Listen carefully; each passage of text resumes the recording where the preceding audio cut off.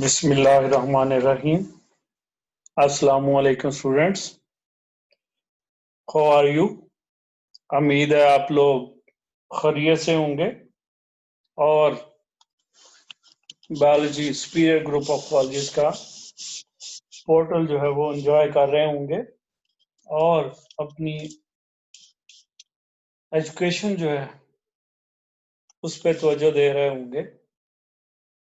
तो warm welcome to learning management system superior group of colleges. Hi, professor Mohammad Zaheer Iqbal, biology department, welcome you. आज हम जो है next topic शुरू करेंगे। कल आपने देखा कि हमने ब्रांचेस जो थी वो कंप्लीट कर ली और ब्रांचेस में से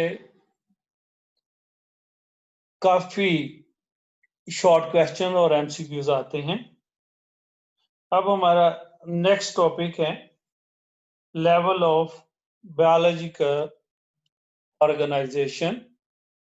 ये हमारा थर्ड लेक्चर है कि लेवल ऑफ बायोलॉजिकल ऑर्गेनाइजेशन। हमने देखना है कि बायोलॉजिकल ऑर्गेनाइजेशन क्या है, लिविंग ऑर्गेनिजम्स जो हैं उनके कौन कौन से स्टेप्स हैं, कौन कौन सी उनकी लेवल्स हैं। सबसे पहले हम शुरू करते हैं बायो एलिमेंट्स। बायो एलिमेंट्स हम किन एलिमेंट्स को कहते हैं? हम बायो एलिमेंट्स उन एलिमेंट्स को कहते हैं which are the chemical compounds or which are the chemical components of living organisms। आम लफ्जों में, आम जुबान में हम ये कह सकते हैं कि बायो एलिमेंट्स वो एलिमेंट्स हैं जो कि लिविंग ऑर्गेनिजम्स में पाए जाते हैं या जिनसे मिल के लिविंग ऑर्गेनिजम्स जो है वो बनते हैं। तो chemical compound from which living organisms made are composed. अब हमें पता है बेटा, नेचर के अंदर there are 92 natural elements which exist in nature.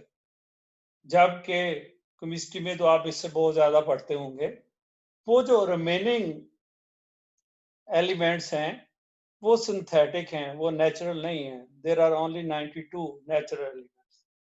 तो out of these 92 natural elements there are 16 elements which are more common and some are other few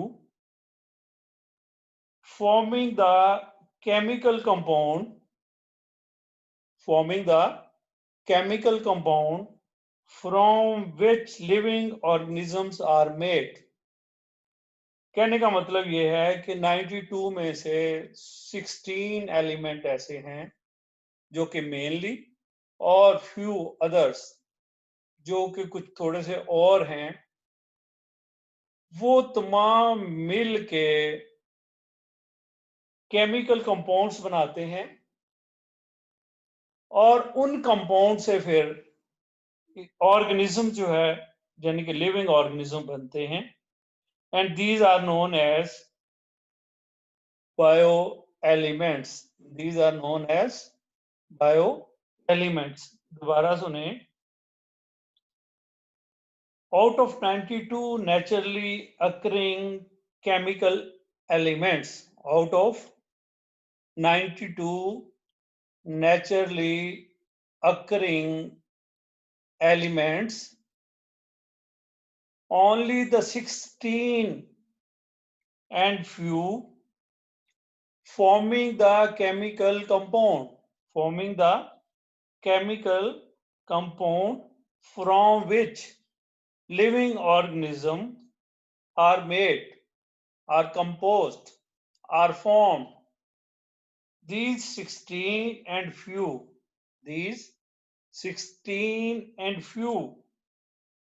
which occur in a particular organism, which occur in a particular mean एक खास organism के अंदर exist करते हैं, they are called bio elements. ये bio elements board के लिहाज से भी बहुत अहम है। तकरीबन हर दूसरे पेपर में, हर पेपर में बायो एलिमेंट्स की डेफिनेशन और उसके साथ साथ इनकी डिफरेंट कंपोजिशंस जो हैं वो हमेशा आती हैं। बायो एलिमेंट में 99, there are 6 elements in human body which account for 99% of total mass। हमारी बॉडी में, लिविंग ह्यूमन बीइंग में 6 एलिमेंट हैं। How many? 6 एलिमेंट ऐसे हैं जो कि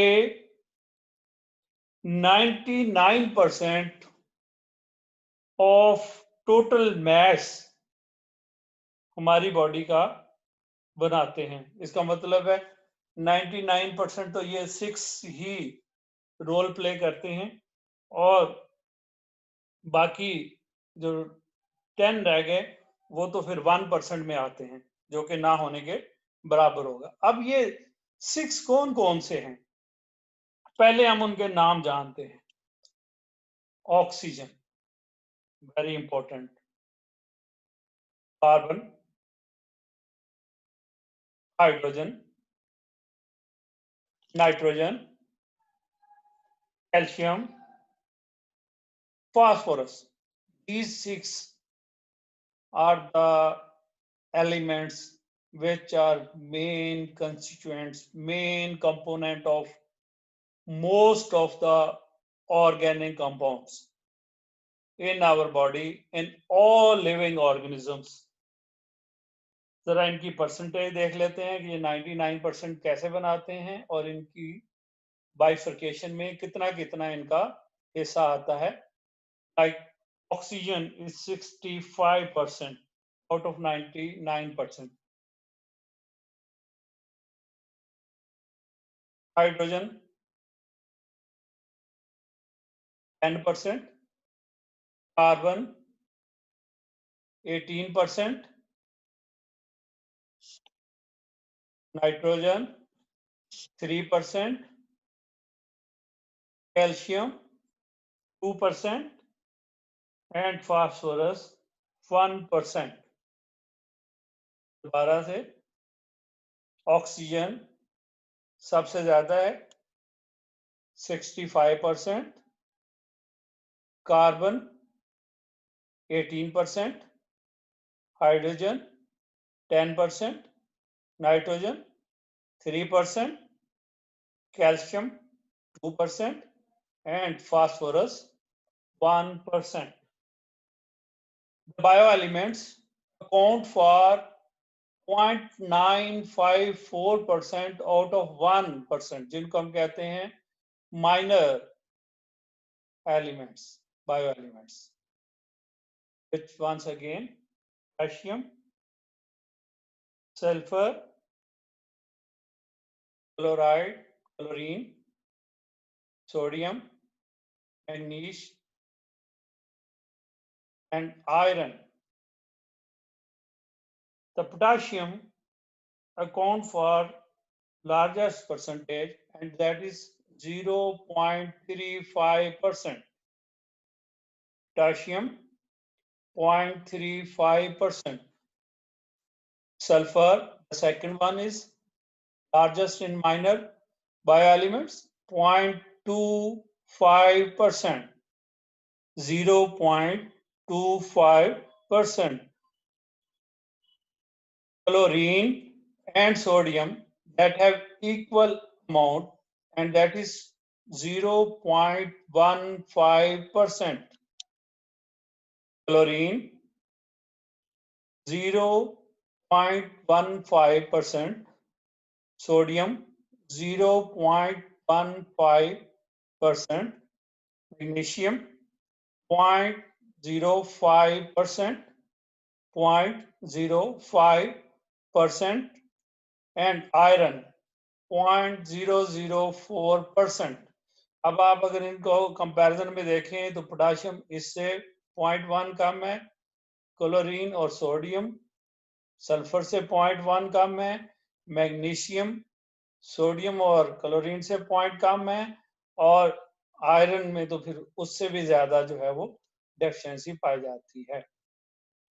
देन ट्रेस बायो एलिमेंट, अब 6 वो थे जो कि 99% बनाते हैं, 6 जो कि माइनर हैं और वो 0.94% बनाते हैं ऑफ 1%, जबकि 4 which are called as trace bioelements, these are copper, zinc, manganese and iodine, or they account for 0.046% along with few other which are not included into this category. तो बेटा जो क्वेश्चन आता है, define bio element, right the name of 6 elements which constitute 99% or some minor elements which make 1%, or sometime define bioelement and what name the trace bio elements. अब ये जो 16 elements हैं जो कि ऑल ऑर्गेनिजम्स में पाए जाते हैं, तो इनकी प्रॉपर्टीज जो हैं और इनके characteristics they differ from those in the non living world. वो तमाम एलिमेंट्स जो कि नॉन लिविंग वर्ल्ड में पाए जाते हैं, उनकी और इनकी प्रॉपर्टीज में डिफरेंस है। That is why they are important component of the living organism. And another definition, protoplasm, the living things are composed of highly complex living substance called protoplasm. Protoplasm, the living things are composed of highly complex living substance called protoplasm. Sometimes we say the cytoplasm and the nucleus, collectively known as protoplasm. Collectively known as protoplasm. Sometimes word protoplast का use किया जाता है plant में। The plant cell without cell wall is protoplast की category में आता है। अब हम लेवल ऑफ बायोलॉजिकल ऑर्गेनाइजेशन शुरू करते हैं। बायोलॉजी ऑर्गेनाइजेशन जो है वो स्मॉलेस्ट लेवल से हाईएस्ट लेवल की तरफ हम उसको डिस्कस करेंगे। सबसे पहले जो स्मॉलेस्ट लेवल है दैट इज सब एटॉमिक एंड एटॉमिक लेवल, या दूसरे लफ्जों में जैसे हेडिंग लिखी हुई है एटॉमिक एंड सब एटॉमिक लेवल। हमें पता है एटम किससे मिलकर बनता है। एटम जो है वो mainly electron, proton and neutron के मिलने से बनता है। These particles are known as subatomic particles. These particles combine to produce an atom. Like आपको डायग्राम में कार्बन एटम नजर आ रहा है, एटम बनाते हैं, यानी कि जब इलेक्ट्रॉन, प्रोटॉन और न्यूट्रॉन मिलते हैं तो इनके मिलने से एटम बनता है। और एटम्स जो हैं ये मिलके लिविंग और नॉन लिविंग थिंग्स बनाते हैं, क्योंकि all living and non living matter is composed of simple units called atom. All living and non-living matter is composed of atoms. तो तमाम दुनिया में जितने भी जानदार और गैर जानदार हैं, ठीक है, लिविंग और नॉन लिविंग, डियर स्टूडेंट, वो तमाम के तमाम किससे बनते हैं? एटम से मिलकर बनते हैं। एटम हमें नजर नहीं आता उनमें, लेकिन एटम्स जो हैं वो स्मॉलेस्ट इकाई है उनकी। Next is level is the molecular level. Molecular level में in the word we see atom do not exist in isolated form. हमें एटम्स जो हैं वो अलग अलग नजर नहीं आते, क्योंकि एटम्स जो हैं वो इंडिपेंडेंटली एग्जिस्ट नहीं करते। They are not stable except few one, जो कि इनर्ट गैसेस कहलाती हैं। उनके अलावा बाकी तमाम जो हैं वो आपस में एक दूसरे के साथ कंबाइन होते हैं और कंबाइन होके मॉलिक्यूल्स बनाते हैं। अब डिफरेंट एटम्स हैं जो कि लिविंग वर्ड्स में हैं, जैसे हाइड्रोजन, कार्बन, ऑक्सीजन, नाइट्रोजन, अभी हमने पढ़ा phosphorus, sulphur. These are the main important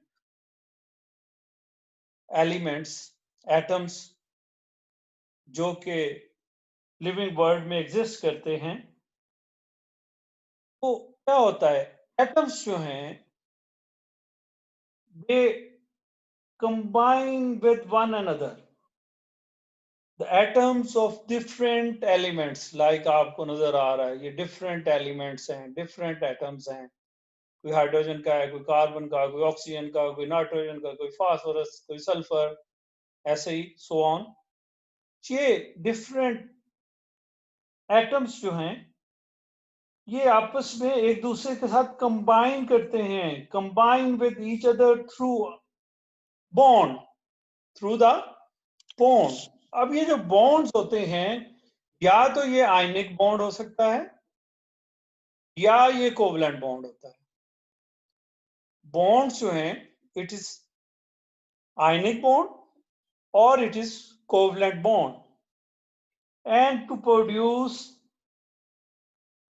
A compound, जब डिफरेंट एटम्स आपस में एक दूसरे के साथ मिलते हैं और जब वो एक दूसरे के साथ मिलते हैं तो फिर क्या करते हैं, बॉन्ड्स बनाते हैं, आयनिक बॉन्ड और कोवलेंट बॉन्ड।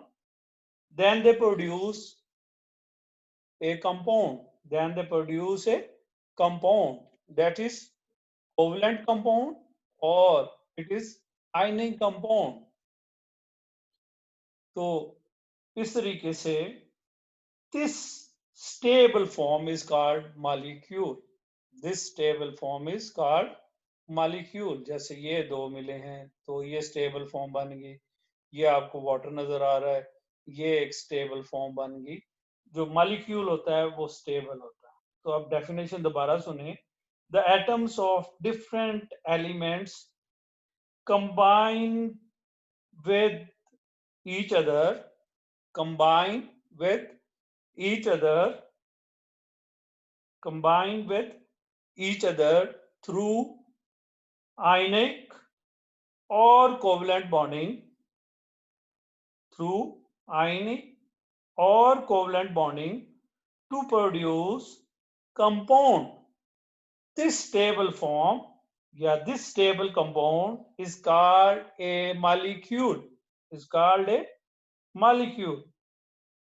अब ये जो डिफरेंट एटम्स हैं, जैसे हमने कहा hydrogen, oxygen, carbon, nitrogen, phosphorus, sulphur, ये बायोलॉजिकल मॉलिक्यूल्स के अंदर कॉमनली एग्जिस्ट करते हैं और जब ये वेरियसली एक दूसरे के साथ मिलते हैं और वेरियसली मिलने के सूरत में क्या होता है कि they produce the molecules of great variety and complexity, like proteins, carbohydrates, lipids, nucleic acids, inorganic molecules, organic molecules, smaller molecules, larger molecules।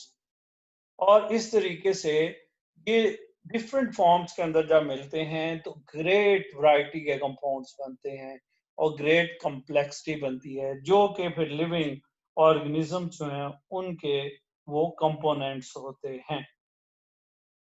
अब मॉलिक्यूल्स को दो तरह से क्लासिफाई किया जाता है, एक मॉलिक्यूलर वेट पे और दूसरा एलिमेंट्स की बेस के ऊपर। Micromolecules. Micromolecules, the molecules which have low molecular weight. अब ये जो लो मॉलिक्यूलर वेट है, ये कितना होना चाहिए?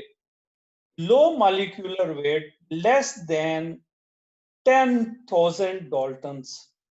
ये कैटेगरी है कि हम माइक्रो मॉलिक्यूल्स किसको कहेंगे? ऐसा मॉलिक्यूल जिसका वजन 10,000 डाल्टन से कम होगा, उससे कम होना जरूरी है, इसको हम कहते हैं micro molecules.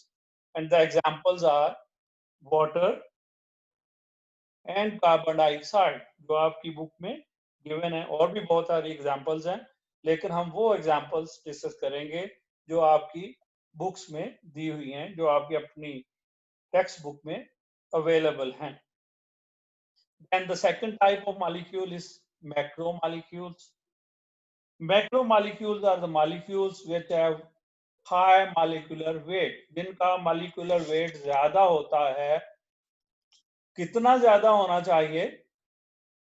About 10,000 daltons or more, यानी कि उनका molecular weight 10,000 होना चाहिए या उससे ज्यादा होना चाहिए, तब हम इनको कहते हैं कि these are the macromolecules. तो higher molecular weight macromolecule, lower molecular weight micromolecules, और एग्जाम्पल जिसकी क्या है? Cellulose, starch, glycogen, chitin, proteins, nucleic acid, lipids, carbohydrates. All these are the examples of macromolecules. मैंने आपको पहले कहा कि हम इसको दो तरह की कैटेगरीज में डिवाइड करते हैं। Second type of molecules, that is on the base of organic and inorganic molecules. Organic molecules कौन से होते हैं? Organic molecules, and organic molecule is the molecules which contain carbon atom and hydrogen together. Both carbon and hydrogens होना जरूरी है। An organic molecule, any molecule containing both carbon and hydrogen, they are called as organic molecules. Or organic molecules have great variety and complexity because they are the major components of living molecules. These are different molecules like sugar, lipids, carbohydrates, protein, nucleic acids, alkane, alkene, alcohols, carbolic acids, and so on. These all are organic molecules where you can easily see there is a carbon hydrogen bonding. Everywhere there is a carbon hydrogen bonding. There is a carbon hydrogen bonding everywhere. While the other molecule is inorganic molecule. Inorganic molecule do not include carbon and hydrogen together. Cross बता रहा है कि carbon और hydrogen इकट्ठे नहीं होंगे। They do not contain both carbon and hydrogen together. So the inorganic molecules do not include carbon, hydrogen together in a molecule like carbon dioxide, water molecule, carbon है, oxygen है, hydrogen नहीं है, hydrogen है, oxygen है, carbon नहीं है। तो these are the examples of these compound. अब ये जो माइक्रो और मैक्रो मॉलिक्यूल्स होते हैं, they combine together to produce an organism. Micro molecules आपस में लाइक वाटर है, कार्बन डाइऑक्साइड है, ये मिलते हैं। इसी तरह से macro molecule glucose, proteins, amino acids, fatty acids, glycerols, nucleic acids, different kinds of nucleic acid, ATP, ADP, AMP, etc. They combine together and इनके कंबाइन होने से, इनके आपस में एक दूसरे के साथ डिफरेंट वे से अटैच होने से एक ऑर्गेनिज्म बनता है, जिसको कहते हैं हम एन ऑर्गेनिज्म। बेटा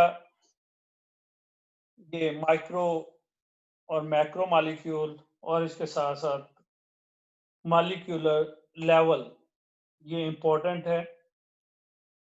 बोर्ड एग्जाम के पॉइंट ऑफ व्यू से आज का लेक्चर जो था हमारा, ये बहुत अहम था, क्योंकि इसमें बहुत सारे ऐसे क्वेश्चन शामिल थे जो कि बोर्ड में बहुत ज़्यादा रिपीट होते हैं, लाइक बायो एलिमेंट का क्वेश्चन और ये माइक्रो और मैक्रो मॉलिक्यूल्स के क्वेश्चन जो होते हैं, ये बार बार बोर्ड्स में आते हैं। और एक आध दफा मॉलिक्यूलर लेवल जो है एज एक्सटेंसिव क्वेश्चन जो है वो भी आ चुका है। Hope you enjoy the lecture. Inshallah, see you again. Same portal, learning management system, superior group of colleges. Thank you very much.